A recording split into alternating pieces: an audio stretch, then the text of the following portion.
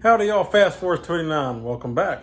In this video, we're going to be doing an unboxing video. This is my first video ever doing an unboxing video, and I thought it'd be kind of fun. So let's open the box and see what we got. You got to forgive me, I didn't bring my stand in. I'm having to do this one-handed doing it in the house here. But anyway, so this is the box. Let's take a look inside.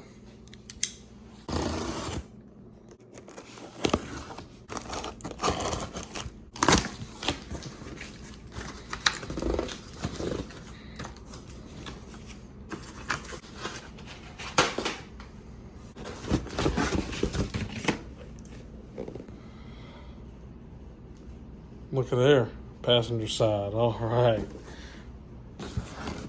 Yes, these are for the 68 Torino Fairlane Fastback.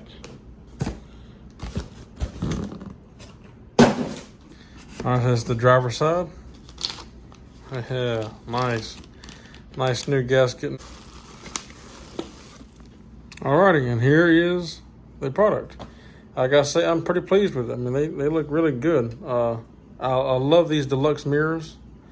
They've always been my favorite. I don't like the standard mirrors on there now. I never have. That's what I use on Mustangs, Torinos, all that. I just don't like them. I like the deluxe mirrors. They look good. Now, the driver's side is remote control, which you don't really need on the driver's side because you just reach out the window and adjust it. The passenger side is not. It's the dummy mirror. Don't ask why. I don't know why Ford made the passenger side a dummy mirror, but yet the driver's side is remote control. I don't know, but whatever. Point is that the driver's side is remote controlled, and you can see right here, and they are different for Mustang or Torino because you might think, oh, you just buy one for a Mustang. It's the same thing. No, it's not. A Torino requires a 32-inch cable, and then a Mustang, I want to say, is like 25 or something like that. Anyway, quite a bit shorter than a Torino. The dummy mirror, you just adjust it by hand.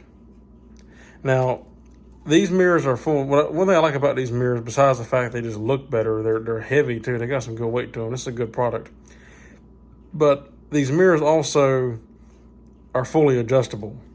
There's a screw down in here that will adjust this on the post here, and then you also have this screw that will adjust on here. So they're fully adjustable. Like if you look at this one came loose. You can see how it flops around a little bit.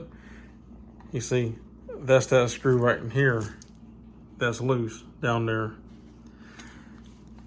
So you just put them on the car and then you can adjust it. You can set it where it needs. Well, actually that you have to tighten, but that's kind of a trial and error. To sit down in the car, see where it needs to be, and then tighten it down.